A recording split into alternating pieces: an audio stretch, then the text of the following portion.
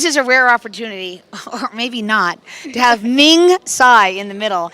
Nancy Spears and I are here, of course, genConnect, and connecting with so many great chefs here in Aspen. And Ming, you are really such a great friend of Food and Wine, and you bring personality and your expertise here like nobody else. Oh, well, thank you, Sissy. I'm not sure that's true. I just, like you, I do what I love to do. And the best thing about Aspen Food and Wine is there's people that come here are so passionate about food and wine, right? They want to learn about it, they want to drink it, they want to taste it, they want to eat it. And what a great audience.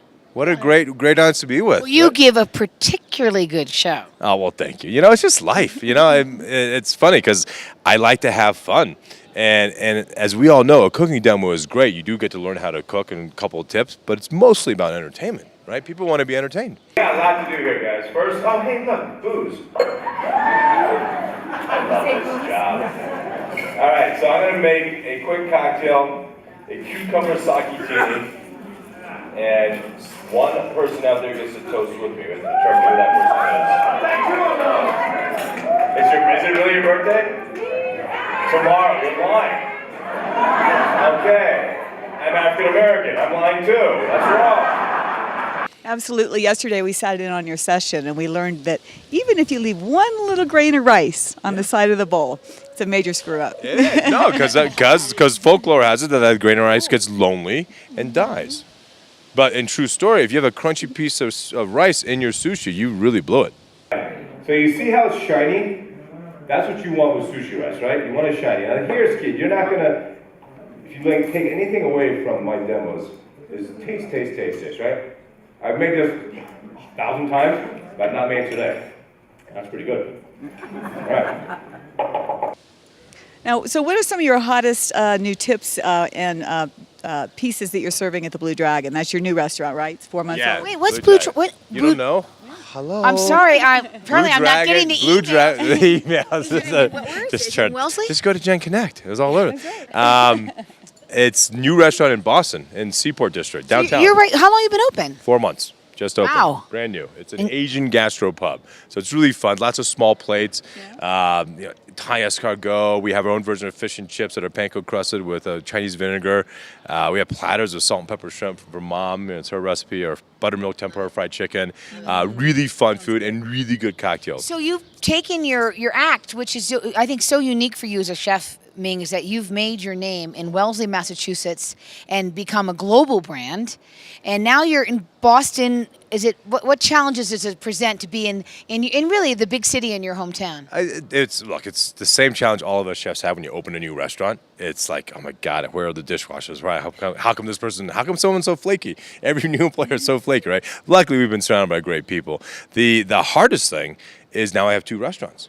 So now it's 50% there, so it's 3 nights there, 3 nights here, and then lunch is more down in Blue Dragon because we're busier. That to prioritize because I still love coming to things like the Aspen Food and Wine Fest. You can't take this out. So if that's not enough time, you also took on a little endeavor called Boston Bites Back, which is amazing. And tell us about that, how successful it was. It was for the Boston Bites. Yeah. So, we had the Boston Marathon, right, bombing, which was just the most horrific. Really, I'm still pissed off by it because it's like now kids are like, is it safe to go to Disney World? Right? We didn't grow up with that world. It's just so sad. So Ken Orange, really my best chef friend, we sat down at Blue Dragon the night after and said, okay, what are we going to do? Not are we going to do something? Chefs always do something, right? 9/11. Well, after 9/11, exactly. Everything. And everyone bonds. And we both, I basically said, we got to go big or go home. Mm-hmm. So what's the biggest thing we could do? I said, let's get Fenway. We know the Red Sox owners. Let's call John, Larry, and Tom up. We need your park. Give us a day. We want to invite 100 chefs to cook out of your concessionary stands. And in 3 weeks' time, we got the 1 month anniversary date.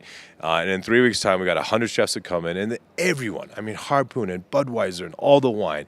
So just 180 cases and 180 kegs of beer and like 400 cases of wine. And the two coolest things was the first responders got to come for free. So we raised enough money to invite them. That's the EMT and police and fire. The ones that ran to the bombs, not knowing there's a third bomb or fourth bomb. True heroes, right? It gives me the chills just talking about it because they didn't know. They're risking their lives to save other people's lives. So the first responders got to come for free. Then the survivors started calling us because we couldn't call them. It's not sensitive to call them to come, right? Because it's not a celebration, obviously, for them. There wasn't a celebration. It was really to unite, to Boston Strong. So then Adrienne came. She's the dancer that lost her foot, who's now BFF with Anderson Cooper. I said, look at my picture. She's so cute. She's going to go on Dance with the Stars. Jasper White's assistant, or Jasper White's GM, lost GM. Crystal's in heaven. His assistant lost 2 legs. And it's just horrific. And she was so elated to be there. So Jasper White being the very, very important chef. And it also has a concession at Fenway, doesn't he? No, we don't do that yet. But he has stuff at Logan. Jasper's one of my great buds, and so he got hit twice, and that's why Kenny let's do this, and we raised $920,000 in those 3 weeks. And so pulled that off in 3 weeks. That's absolutely incredible. And people just had so much fun eating really good food out of Fenway. And Fenway Park. And when I saw you and Ken when we first got to Food and Wine here in Aspen, that was the first question I had. And then the next one, how was it? And will you do it again? Well, first of all, I hope we don't have to, right? Exactly. Really, but you created something that really energized the city and helped sort of redefinition. At the end of the day, it did bring the entire Boston community together, the chef community, the restaurant community, the EMT, all together to show the world how strong we are. Because we're not going to let stupid terrorists change who we are. We can't change the world, right? What's happened has happened, but we can remain incredibly positive because you can't dwell on this.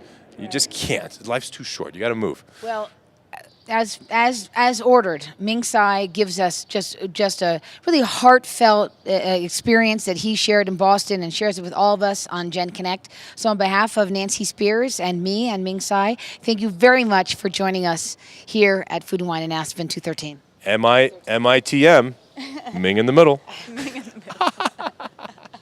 You better brand that. Yes, exactly. Why do I feel that I might see that? I feel a show coming on. Ming in the middle. Oh, I just got it. MingInTheMiddle.com. Yeah, I got the website. We're all set. I should get .org too, right? Because we might do charity work. Right.